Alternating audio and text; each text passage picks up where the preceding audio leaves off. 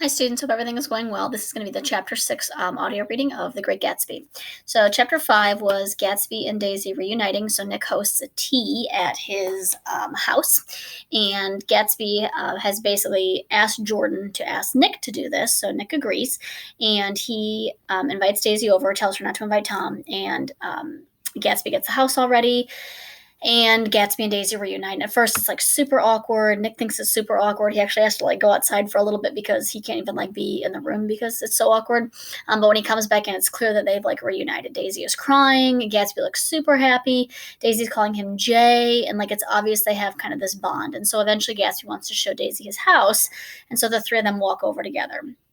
Kind of this shady moment where as they're walking over together, Gatsby tells Nick that it took him 3 years to save up for the house. And Nick's like, well, last time we were talking about your past, you told me that you earned, that you inherited the money from your family that died and left you money. And he's like, oh, yeah, I did. And then I lost it all. And then I had to earn it all back. And Nick's like suspicious of this. He also wonders what it is that Gatsby does that he could make this kind of money if he didn't, in fact, inherit his money. So there's like a lot going on with Gatsby's story that Nick doesn't really trust. But they get to the house. The house is gorgeous. It's beautiful. There's like this random man named Clipspringer living there, and he plays the piano for them. Gatsby shows Daisy his house. At one point, she cries because she says that she thinks everything is so beautiful, and we can tell she's not crying because everything is beautiful, but because she realizes that she has kind of maybe lost her chance with Gatsby in marrying Tom and in starting a life with Tom instead of waiting around, which is what he did. In this chapter, we have a lot of references to time, and this chapter actually ends with them dancing, Gatsby and Daisy dancing to a song as Nick leaves about time. And this is going to come up a lot in the next couple of chapters here with this question of time and whether or not time can be turned back, whether or not Gatsby can make this relationship happen in a way that indicates that, like, they can go back in time, basically. And Daisy hasn't married Tom. She's married Gatsby instead. Chapter 6 is going to be Gatsby's second party. And in this party, we find out that Gatsby's been having all these parties, not because he like loves to be an entertainer and he loves the people at his house. He doesn't even drink. He's been having all these parties in the hopes that eventually Daisy would show up and he could maybe like intercept her and be like, oh my gosh, Daisy, it's you. Look who it is. But that never happened. Daisy and Tom never made it over to West Egg, possibly because we get the idea in this chapter that Tom Buchanan really looks down on people who are new money. Like he is old money, and those are like his people. And so it's not really all that surprising that they haven't shown up at the party. In this chapter also, there's going to be a lot of rumors about what exactly it is that Gatsby does to make his money, how he makes his money. And that kind of comes out a little bit in this chapter. So we're going to read chapter 6 together. Chapter 6. About this time, an ambitious young reporter from New York arrived one morning at Gatsby's door and asked him if he had anything to say. Anything to say about what? Inquired Gatsby politely. Why, any statement to give out. Transpired after a confused 5 minutes that the man had heard Gatsby's name around his office in a connection which he either wouldn't reveal or didn't fully understand. This was his day off, and with laudable initiative he had hurried out to see. It was a random shot, and yet the reporter's instinct was right. Gatsby's notoriety, spread about by the hundreds who had accepted his hospitality and so became authorities upon his past, had increased all summer until he fell just short of being news. Contemporary legends such as the underground pipeline to Canada attached themselves to him, and there was one persistent story that he didn't live in a house at all, but in a boat that looked like a house and was moved secretly up and down the Long Island shore. Just why these inventions were a source of satisfaction to James Gatz of North Dakota isn't easy to say, and this is going to be the backstory of who Jay Gatsby really is. His name is really James Gatz, and he's not from San Francisco, which is the story you told Nick. He is actually from North Dakota, and he did not inherit his money from his family. That was also a lie. James Gatz. That was really, or at least legally, his name. He had changed it at the age of 17, and at the specific moment that witnessed the beginning of his career, when he saw Dan Cody's yacht drop anchor over the most insidious flat on Lake Superior. It was James Gatz who had been loafing along the beach that afternoon in a torn green jersey and a pair of canvas pants, but it was already Jay Gatsby who borrowed a rowboat, pulled out to the Tuolumne, and informed Cody that a wind might catch him and break him up in half an hour. I suppose he'd had the name ready for a long time, even then. His parents were shiftless and unsuccessful farm people. His imagination had never really accepted them as his parents at all. The truth was that Jay Gatsby of West Egg, Long Island, sprang from his platonic conception of himself. He was the son of God, a phrase which, if it means anything, means just that. and he must be about his father's business, the service of a vast, vulgar, and meretricious beauty. So he invented just the sort of Jay Gatsby that a 17-year-old boy would be likely to invent, and to this conception he was faithful to the end. For over a year, he had been beating his way along the south shore of Lake Superior as a clam digger and a salmon fisher, or in any other capacity that brought him food and bed. His brown, hardening body lived naturally through the half fierce, half lazy work of the bracing days. He knew women early, and since they spoiled him, he became contemptuous of them, of young virgins because they were ignorant, and of the others because they were hysterical about things, which in his overwhelming self-absorption he took for granted. But his heart was in a constant turbulent riot. The most grotesque and fantastic conceits haunted him in his bed at night. A universe of ineffable gaudiness spun itself out in his brain while the clock ticked on the washstand and the moon soaked with wet light his tangled clothes upon the floor. Every night he added to his pattern of his fancies until drowsiness closed down upon some vivid scene with an oblivious embrace. For a while these reveries provided an outlet for his imagination. They were a satisfactory hint of the unreality of reality, a promise that the rock of the world was founded securely of a fairy's wing. So he was born and raised by unsuccessful farm people in North Dakota and always had a dream that he could be someone else. An instinct toward his future glory had led him some months before to the small Lutheran College of St. Olaf in southern Minnesota. He stayed there 2 weeks, dismayed at its ferocious indifference to the drums of his destiny, to destiny itself, and despising the janitor's work with which he was to pay his way through. Then he drifted back to Lake Superior, and he was still searching for something to do on the day that Dan Cody's yacht dropped anchor in the shallows along shore. Cody was 50 years old then, a product of the Nevada silver fields, of the Yukon, of every rush for metal since '75. The transactions in Montana copper that made him many times a millionaire found him physically robust, but on the verge of soft-mindedness, and suspecting this, an infinite number of women tried to separate him from his money. The none too savory ramifications by which Ella Kay, the newspaper woman, played Madame de Maintenon to his weakness and sent him to sea in a yacht were common knowledge to the turgid journalism of 1902. He had been coasting along all too hospitable shores for 5 years when he turned up as James Gats's destiny in Little Girl Bay. To young Gats, resting on his oars and looking up at the railed deck, that yacht represented all the beauty and glamour in the world. I suppose he smiled at Cody. He had probably discovered that people liked it when he smiled. At any rate, Cody asked him a few questions. One of them elicited the brand new name, right? What's her name? Is it James Gats? No, it's Jay Gatsby. And found that he was quick and extravagantly ambitious. A few days later, he took him to Duluth and bought him a blue coat, 6 pair of white duck trousers, and a yachting cap. When the Tuolumne left for the West Indies and the Barbary Coast, Gatsby left too. So basically, he was like hanging out on the shores of Lake Superior, saw Dan Cody's yacht on the water, and basically went out to warn him that there was going to be a storm coming in. And so Dan Cody was so impressed by this 17-year-old that he invited her to come on board and basically be like his skipper on the yacht. He was employed in a vague personal capacity. While he remained with Cody, he was in turn steward, mate, skipper, secretary, and even jailer.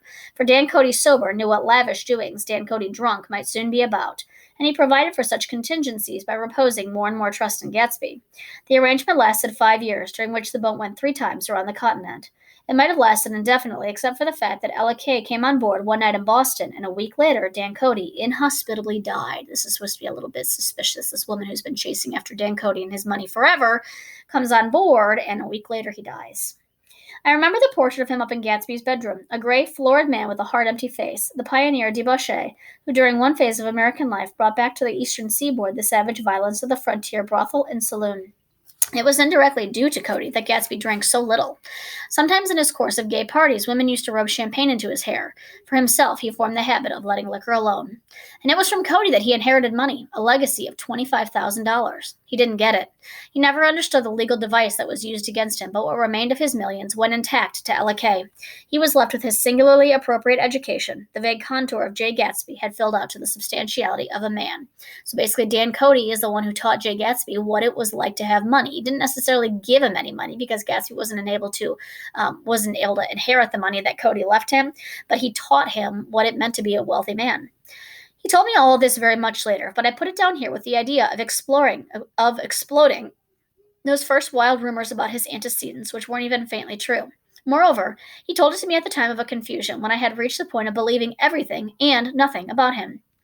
So I take advantage of this short halt while Gatsby, so to speak, caught his breath to clear this set of misconceptions away. It was a halt, too, in my association with his affairs. For several weeks, I didn't see him or hear his voice on the phone. Mostly, I was in New York, trotting around with Jordan and trying to ingratiate myself with her senile aunt. But finally, I went over to his house one Sunday afternoon. I hadn't been there 2 minutes when somebody brought Tom Buchanan in for a drink. I was startled, naturally, but the real surprising thing was that it hadn't happened before. They were a party of 3 on horseback: Tom and a man named Sloane and a pretty woman in a brown riding habit who had been there previously. "I'm delighted to see you," said Gatsby, standing on his porch. "I'm delighted that you dropped in," as though they cared. "Sit right down. Have a cigarette or a cigar." He walked around the room quickly, ringing bells. "I'll have something to drink for you in just a minute." He was profoundly affected by the fact that Tom was there, but he would be uneasy anyhow until he had given them something, realizing in a vague way that was all they came for. Mr. Sloane wanted nothing. "A lemonade? No thanks. A little champagne? Nothing at all, thanks. I'm sorry. Did you have a nice ride?" "Very good roads around here." "I suppose the automobiles, yeah." Moved by an irresistible impulse, Gatsby turned to Tom, who had accepted the introduction as a stranger. "I believe we've met somewhere before, Mr. Buchanan." "Oh, yes," said Tom, gruffly polite, but obviously not remembering. "So we did. I remember very well. About 2 weeks ago." "That's right. You were with Nick here." "I know your wife," continued Gatsby, almost aggressively. "That's so?" Tom turned to me. "You live near here, Nick?" "Next door." "That's so." Mr. Sloane didn't enter into the conversation, but lounged back haughtily in his chair. The woman said nothing either, until unexpectedly, after 2 highballs, she became cordial. "Well, I'll come over to your next party, Mr. Gatsby," she suggested. "What do you say?" "Certainly. I'd be delighted to have you." "Be very nice," said Mr. Sloane without gratitude. "Well, then go out to be starting home." "Please don't hurry," Gatsby urged them. He had control of himself now, and he wanted to see more of Tom. Not because he likes Tom, but if he's going to get Daisy, he needs to understand Tom, right? Why don't you stay for supper? I wouldn't be surprised if some other people dropped in from New York."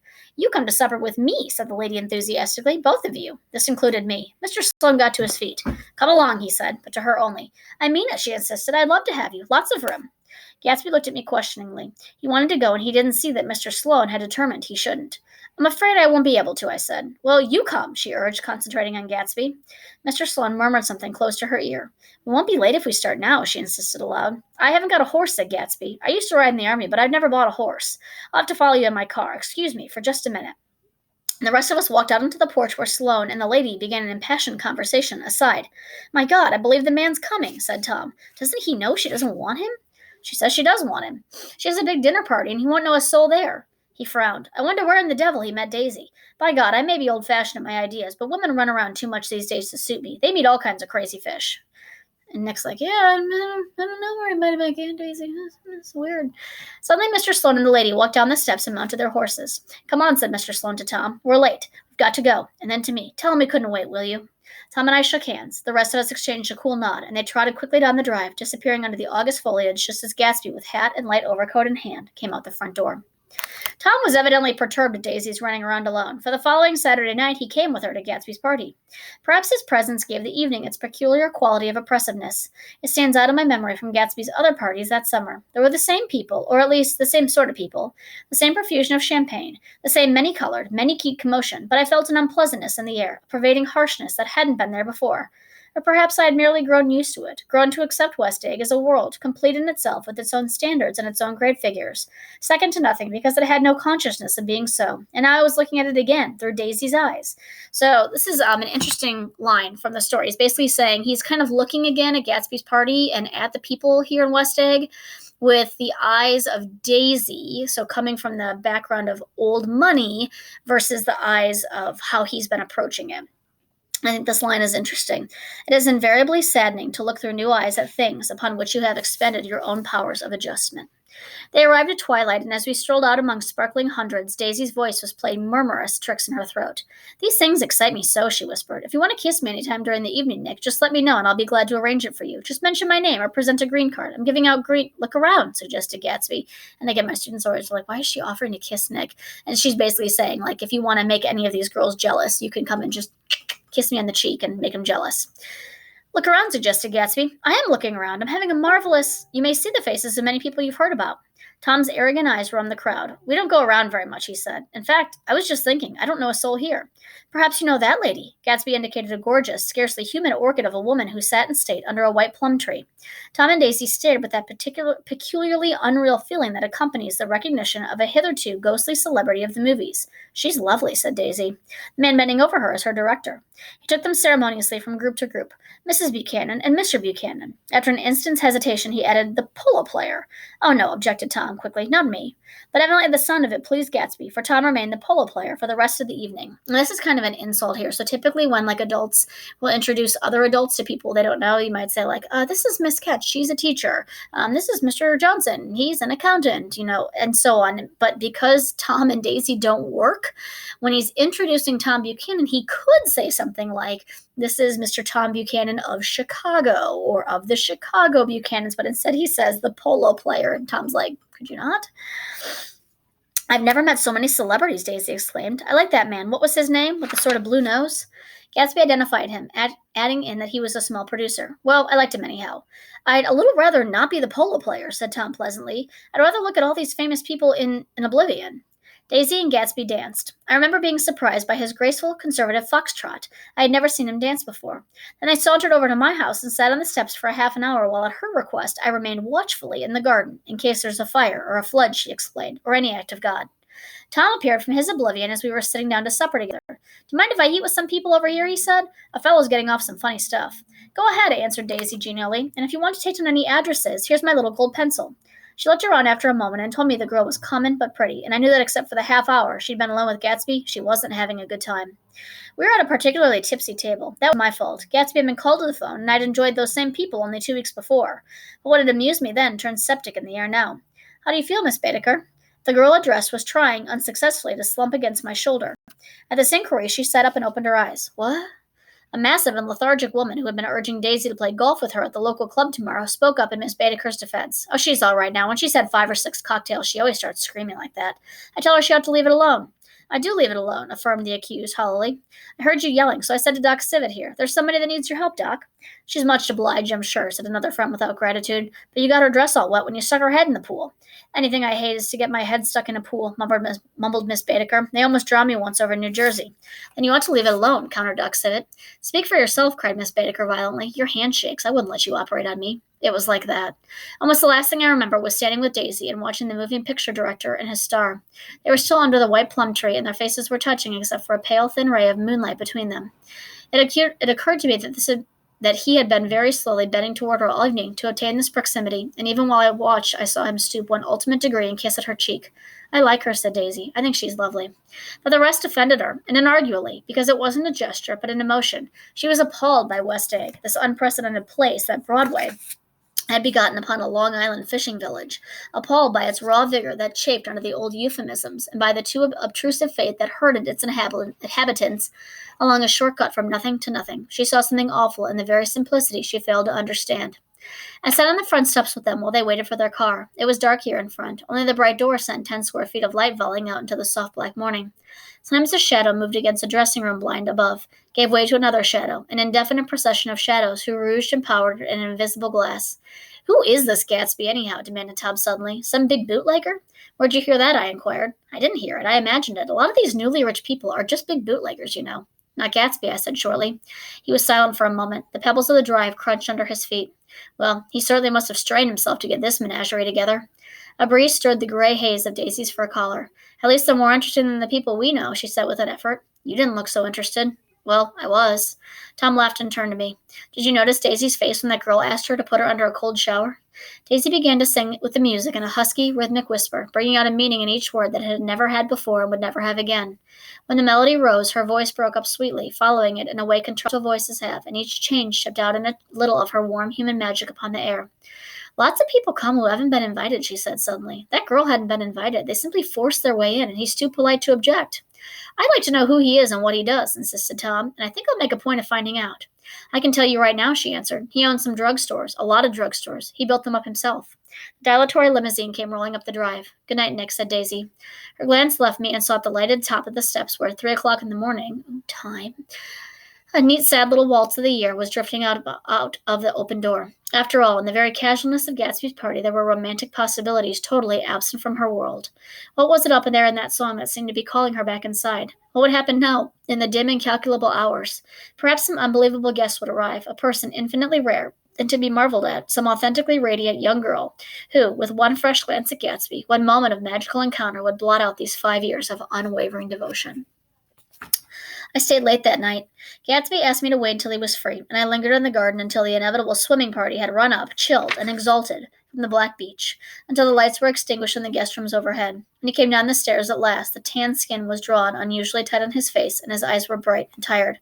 She didn't like it, he said immediately. Of course she did. She didn't like it, he insisted. She didn't have a good time. He was silent, and I guessed at his unutterable depression. I feel far away from her, he said. It's hard to make her understand. You mean about the dance? The dance. He dismissed all the dances he had given with a snap of his fingers. Old sport, the dance is unimportant. He wanted nothing less of Daisy than that she should go to Tom and say, I never love you. After she had obliterated 3 years of that sentence, they could decide upon the more practical measures to be taken. One of them was that after she was free, they were to go back to Louisville and be married from her house, as if it were 5 years ago. She doesn't understand, he said despairingly. She used to be able to understand. We'd sit for hours. He broke off and began to walk up and down a desolate path of fruit rinds and discarded favors and crushed flowers. I wouldn't ask too much of her, I ventured. You can't repeat the past. Can't repeat the past, he cried incredulously. Why, of course you can. He looked around him wildly, as if the past were looking here in the shadow of his house, just out of the reach of his hand. I'm going to fix everything, just the way it was before, he said, nodding determinedly. She'll see. He talked a lot about the past, and I gathered that he had wanted to recover something, some idea of himself perhaps, that had gone into loving Daisy. His life had been confused and disordered since then, but if he could once return to a certain starting place and go over it all slowly, he could find out what that thing was.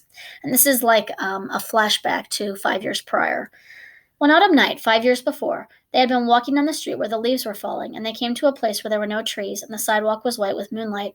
They stopped here and turned toward each other. Now it was a cool night with that mysterious excitement in it which comes at the two changes of the year. The quiet lights in the houses were humming out into the darkness, and there was a stir and bustle among the stars. Out of the corner of his eye, Gatsby saw that the blocks of the sidewalk really formed a ladder and mounted to a secret place above the trees. He could climb to it if he climbed alone, and once there he could suck on the pap of life, gulp down the incomparable milk of wonder. His heart beat faster and faster as Daisy's white face came up to his own. He knew that when he kissed this girl, and forever wed, his unutterable visions to her perishable breath, his mind would never romp again like the mind of God. So he waited, listening for a moment longer to the tuning fork that had been struck upon a star. Then he kissed her. At his lips' touch, she blossomed for him like a flower, and the incarnation was complete. Through all he said, even though his appalling sentimentality, I was reminded of something, an elusive rhythm, a fragment of lost words that I had heard somewhere a long time ago. For a moment a phrase tried to take shape in my mouth, and my lips parted like a dumb man's, as though there was more struggling upon them than the wisp of a startled air. But they made no sound, and what I had almost remembered was incommunicable forever. And so this chapter kind of implies that he slept with Daisy, and he says in that moment he felt like he was wedded to her, like he feels like he has more claim to her than even Tom Buchanan and being married to her because they had that moment together. But it was 5 years ago, and Nick's like, you can't go back into the past and make things over again. He's like, yeah, you can, right? Like with enough money, why couldn't you? The next chapter is the longest chapter in the book, chapter 7, but it's definitely the most interesting. We have someone die in chapter 7. And chapter 7 can be kind of confusing. So when I do my reading of chapter 7, I'll have like some pictures to show you the scene of what's actually happening. As I said before, if you do have the ability to watch or stream the movie of The Great Gatsby, the scene in chapter 7 is definitely a scene that's better witnessed, I think, than read about because it is kind of confusing to read about. I hope you guys have a great day. Bye.